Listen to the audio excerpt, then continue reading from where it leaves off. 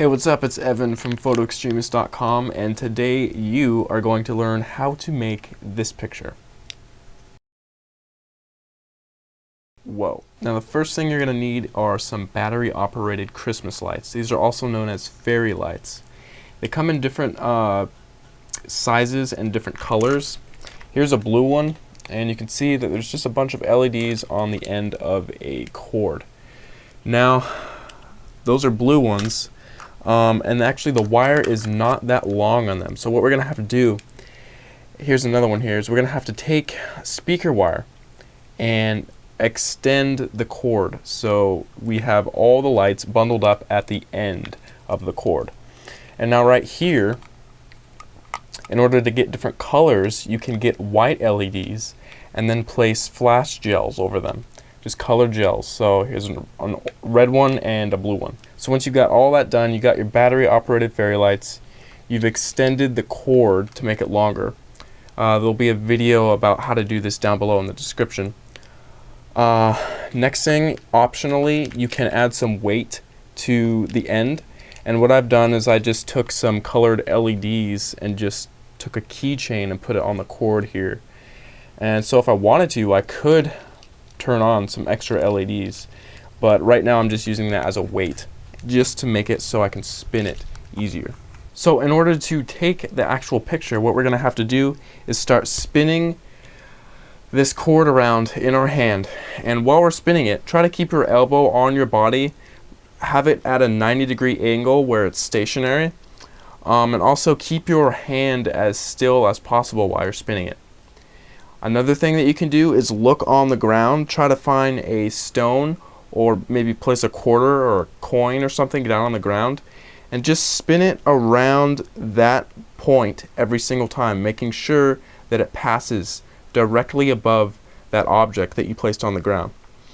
After you got some momentum going and you're spinning it, what you're going to want to do now is orbit your body around your hand, which is the pivot point.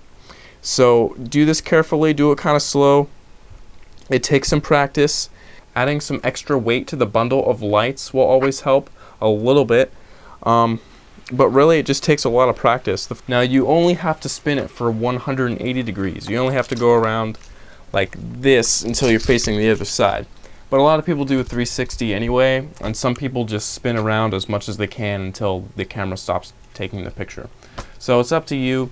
Do what you need to do, have fun, and here are some pictures that I've taken recently using this exact same technique.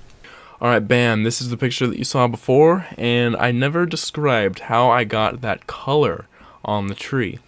And the trick is I got a big, huge, bright flashlight, and I placed some colorful gels over that huge flashlight.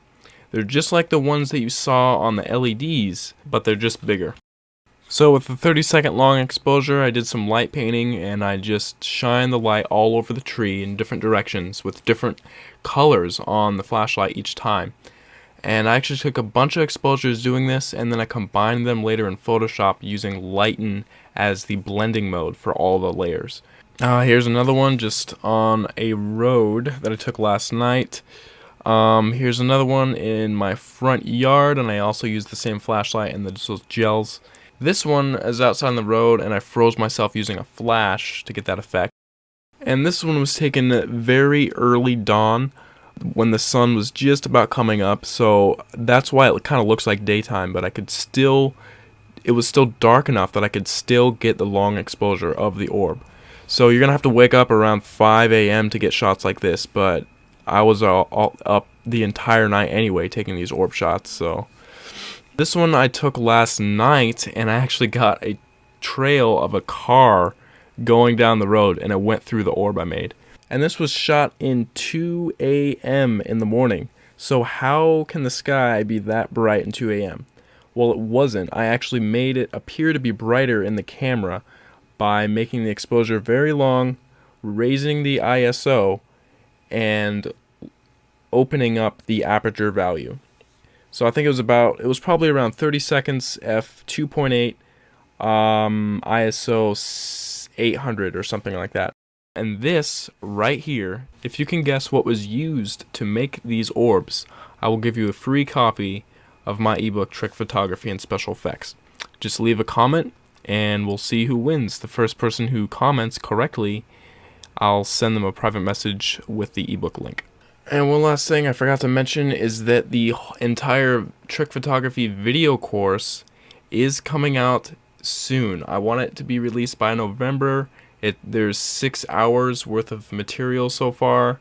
I'm going to try to make it around 7 probably. We'll see.